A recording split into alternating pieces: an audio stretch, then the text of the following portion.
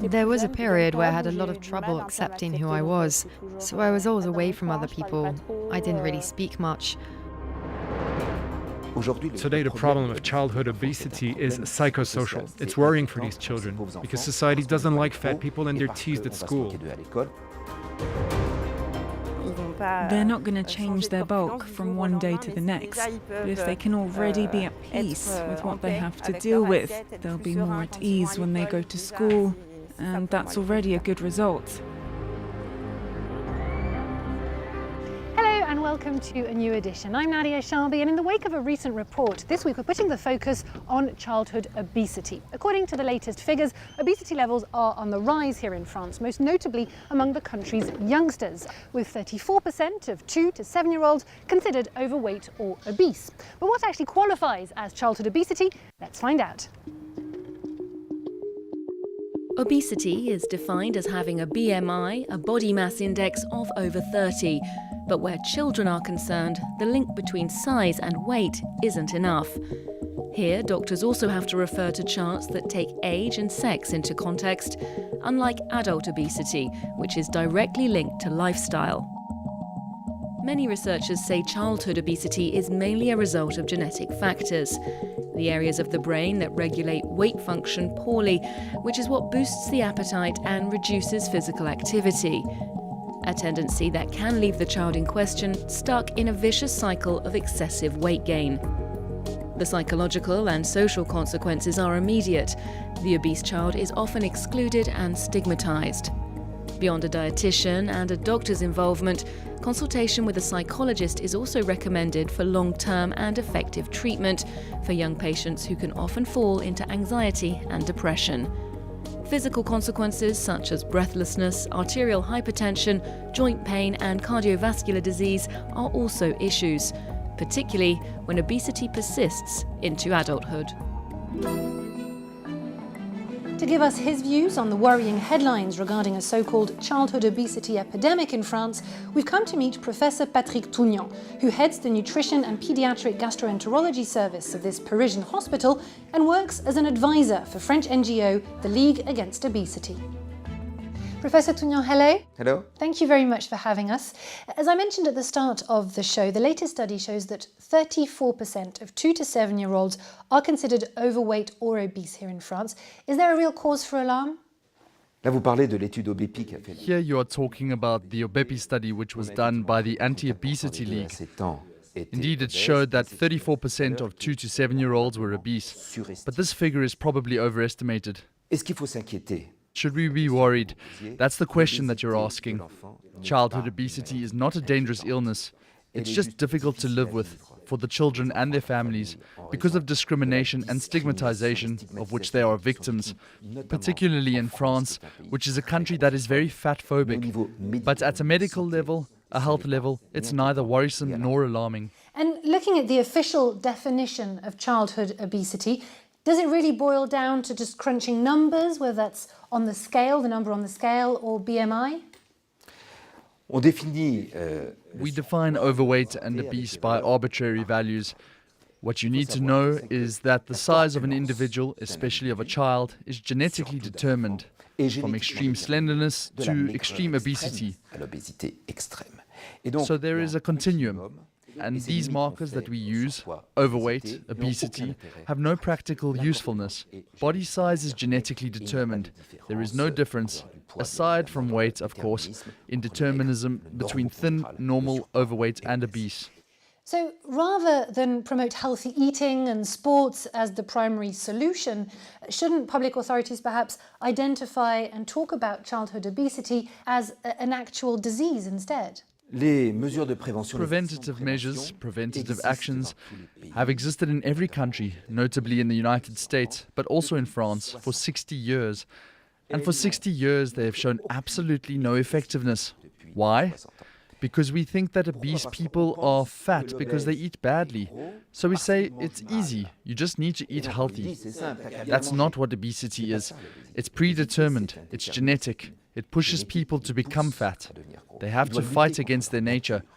So giving advice, eat 5 fruits and vegetables a day, like we hear a lot in France, is not going to make them lose weight. They need a restrictive diet that fights against a permanent hunger, and that requires individual work. And all these preventative actions that have been taken in every country have all been shown to be totally ineffective. Including the preventive screening of genetically predisposed children at school, perhaps? That's not helpful either? Alors, le dépistage des enfants. Well, testing children, early testing to see if they will become obese, unfortunately some people promote it, and so we do test children. On le fait, on dépiste les enfants. But unfortunately its management, and we, along with others, have shown this, is ineffective. So we don't recommend it. Because yes, we can do early tests for risk factors for later obesity, notably if the parents are obese. Then we label the children future obese. We try to take action, and unfortunately it doesn't work. And this child, who has been labeled future obese, he will have more psychological problems than his peers that we have left alone. So our message is, leave the families be. If the parents are worried, at that point, we the doctors are there to help. And you mentioned fat phobia. There's also perhaps a social determinism. How do you explain the fact that obesity levels are especially high among the poorer segments of France's population? Alors, tout le monde sait que Everyone knows that in developed countries, obese children and obese adults come from poor families, pauvres. Alors que while the thin come from more advantaged segments of the population. So the idea is to say disadvantaged people eat badly, parents don't take care of their children, so that's why they're obese. This is false, and it's terribly discriminatory. Today in our country we have discrimination against the obese. Obese adults are pushed downwards in society. For example, an obese woman who carries the stigma will marry down, meaning she marries someone of lower income than herself, and the opposite is true for thin women. So we push the obese into lower classes and the thin into privileged sectors. The thin people have more thin children and fat people have more fat children. And so it's not poverty that causes obesity, it's obesity that makes people poor. c'est l'obésité qui rend pauvre. So does this mean that the League Against Obesity should have perhaps as its top priority the fight against widespread fat phobia? Alors, l'un des grands rôles de la Ligue contre l'obésité, One of the main roles of the Anti-Obesity League, and this is why I'm very happy to be a part of it, is to fight against this fat phobia. And we are in France very fat phobic. We are surely one of Europe's most fat phobic countries. c'est très difficile. It's very difficult to fight against that. Non, on va essayer d'expliquer. Now, we are trying to explain what obesity is. It's not children who are lazy. It's not negligent parents who feed their children garbage. It's not children with no willpower. It's not kids who spend their lives on the couch who never exercise. La nature a fait. It's kids that nature has made who are programmed to be obese. Très difficile de... And it's very hard to fight against nature. And all the obese people who hear this will understand. And all those who binge all day on soda and fast food and yet stay skinny as a rail. And there are a lot of teenagers like this. I hope that they'll understand too. Professor Tounian, thank you very much. Thank you.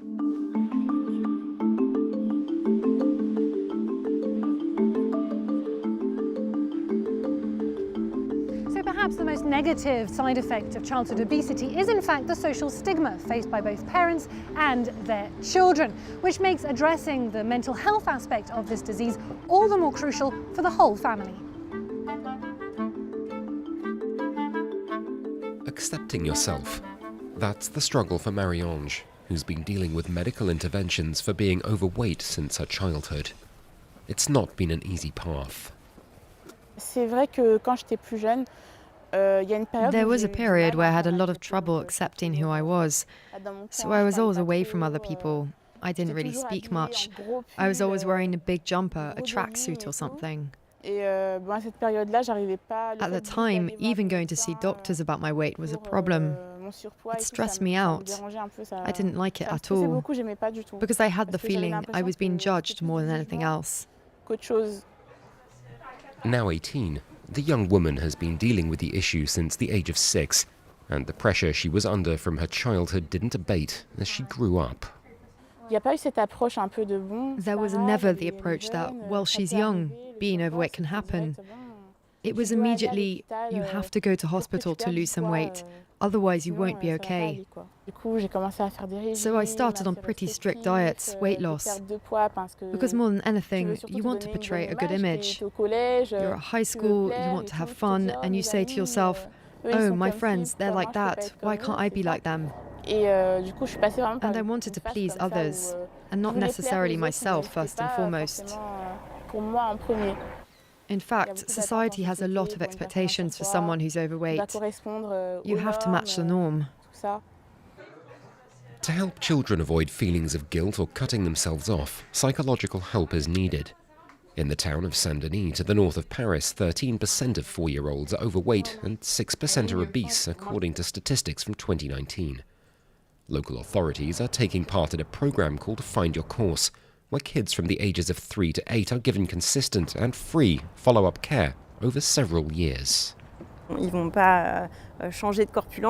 not going to change their bulk from one day to the next. But if they can already be at peace with what they have to deal with, they'll be more at ease when they go to school, feel better about themselves. And that's already a good result. A third of the children I work with are being bullied at school. And that has a big impact on how we handle things, since there's all that to deal with before we can get to their diet or exercise and so on. Kids who aren't having fun in the playground, who hesitate to speak up in class, that directly impacts their self-esteem. There are different aspects to the program, including mental well-being. For Marie-Ange, the therapists have been a huge help. I have the feeling that I'm not freewheeling anymore, that there's always someone following up with me, listening to me, or who will help me get through certain situations. Eating healthily, doing sport. Public authorities too are taking a hand in the fight against being overweight and childhood obesity, taking children's well-being into account and seeking to change ways of thinking about the issue.